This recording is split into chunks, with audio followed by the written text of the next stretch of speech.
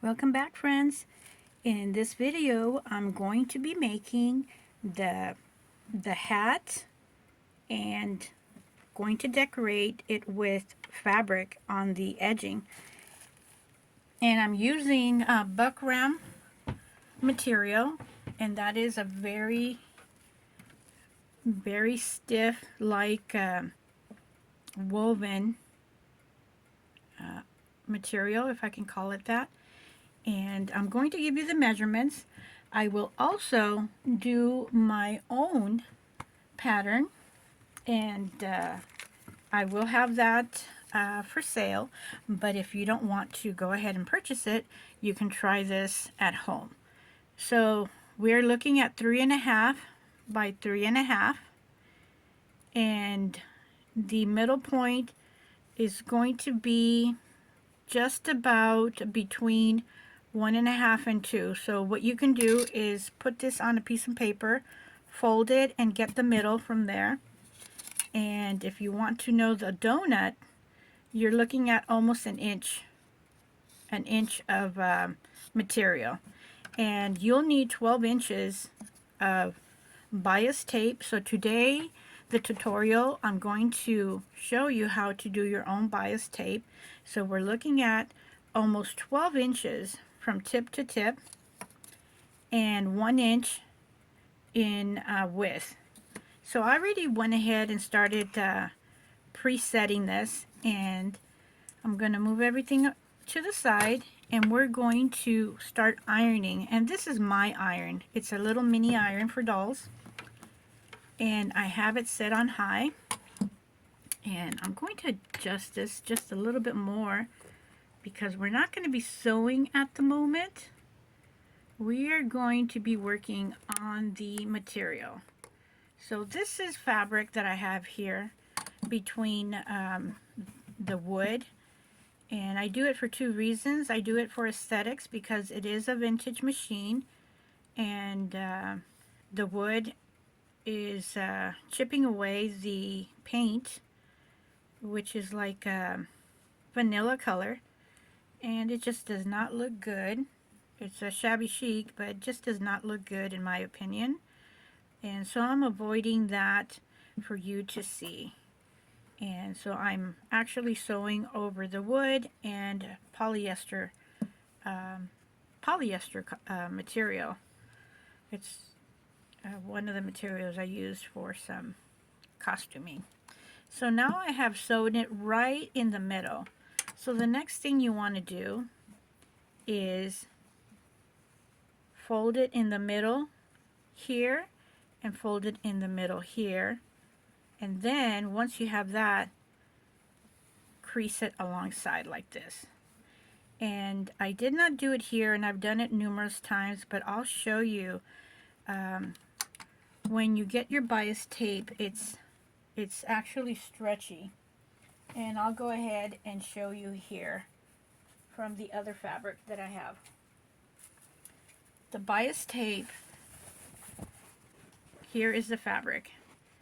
It does not stretch here, and it does not stretch here.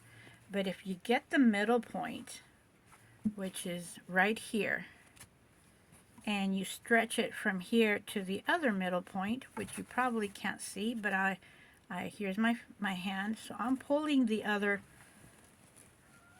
part over here. So I'm getting it at an angle, and I'm going to use my ruler for a easier visual. So I'm going to use my ruler to show you that I'm going at it at an angle. And if you do that and then you tug it, I'm going to get it here, you will get a stretch, and that is where you want to get the bias tape. So you're going to be cutting alongside. You can also buy it at the store, and but if you know how to do it like I'm showing you here, if you know how to do it and then you have the time to prepare multiple different colors, or just do it as you need it, you can be matching the dress, your doll's dress, with the bias. So that's what we're doing right now, and it does take time. So I'm going to spot press it, and then once I have it pressed, I'm going to go along and press the whole item, and then we're going to sew it onto the hat. This morning I had my live stream of Barbie's suit, and that took me like an hour and 45 minutes, and I did not continue it because I had my little pets that needed to go outside, and it was already lengthy. But for these couture Barbie and or Ken items, they do take well over 3 hours to prepare, and this is preparing here, so this has to be added to the time clock of where your time is going or how your time is spent. So definitely, and some other custom, it's just you don't even, or I don't even want to say how long it takes me, because it's a ridiculous amount of time, and it's a ridiculous amount of time where I'm talking about months to do certain commissions. So, but the end result is obviously fabulous. So now I'm doing the pressing of all the bias tape, and I'm doing it to make sure that we have an even fold, and now pressing where it's going to stay. And by the time I'm done, I'm definitely going to have, if you just do the math, we're going to have 1/4 of an inch, because we used an inch, we cut it in half. I mean, we didn't cut it in half, we folded it in half, and then after that we folded it again inward. So we are looking at 1/4 of an inch of bias tape, and I can go ahead and do that and show you right now. Here we go. There is our 1/4 of an inch. So now I'm going to turn this off and avoid some. Bring in my hat, and I'm going to start at this area, or I can just start over here. Whichever the case, we can go ahead and do it. So I'm going to start here and continue, and when I bring in this part, which is the end, we're going to fold it over. So before, in my other videos, I would sew one and then the other, but since I already have it folded, I am going to tuck it in, make sure that we have it in place, and just continue. And most of the work went in preparing the bias tape, and right now we are just sewing it along, and I am pushing it with my fingers. I'm sorry about that. You are probably not having a good view, so let me get up and position it, and I'm going to bring it closer.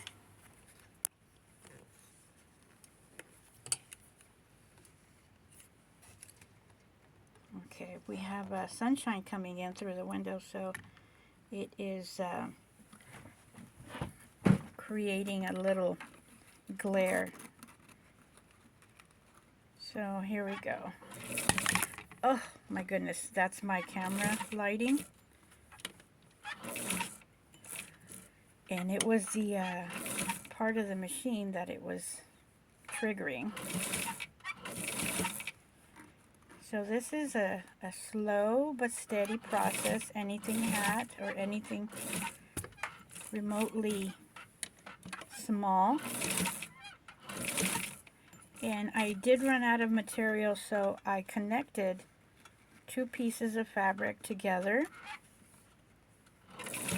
And when you buy the bias tape, you will definitely have that. in every package. There is no way a 40 odd width cotton material is going to be able to have enough room crosswise. And I think you probably get about 2 or 3 yards in the package. Not quite sure. I do have some. I just have to see.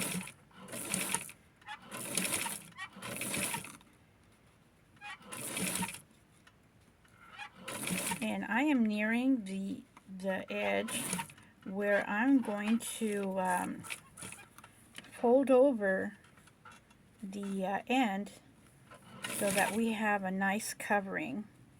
And I want to leave enough room so that I have the space to do that. So here I am, and this is the part that I was talking about. So we're going to take it up to around here, and I'm going to fold in the fabric material, and that takes a little bit of practice. I need to oil my machine. I can hear it. So here we are. So I can go ahead and do it this way and then just fold it in, and I need to be sure that this part is flat, or just cut that little excess, because that's what that is cut that excess. And see what I did over here? I cut it at a little tip outward. Let me see. I really can't see if I'm getting good lighting for you. So sorry about that. It's just I am not getting good lighting, so I think you're not. So there we go. So as I was saying over here, I cut it at a tip, and now I'm going to fold it in. And because I cut it at a tip, I am not going to get that much left over fold. And I have my iron, and I'm just going to go ahead and press it just to make it easier for me right now. And I did turn it off, so I'm using the leftover warmth, and just position it in. And I want to make sure that this fabric right here is not going to be a nuisance. So I'm going to clip it. I don't need it. And I'm going to clip that part. Anything that's going to be bulky, I definitely get rid of it. So now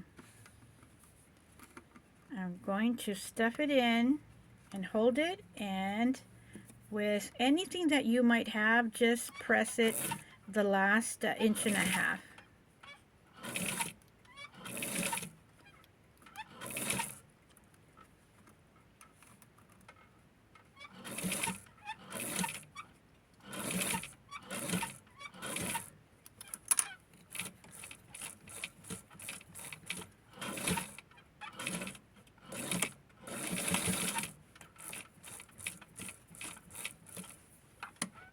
Just want to make sure that I have good coverage here. So I'm just taking it for a couple of more stitches, and we are done. And this really reminds me of the Barbie Coca-Cola series. Let me know in your comments if you think so too. So I have a little bit of fabric that's loose here, and don't worry, we can always take care of just spots, areas with the needle and thread. So I just put that in, and I have it at with my 2 pieces of thread, and I just want to keep this very minimal, not bulky, and I'm just going to sew this ever so carefully so that nobody notices it. And of course, you know because you're seeing it.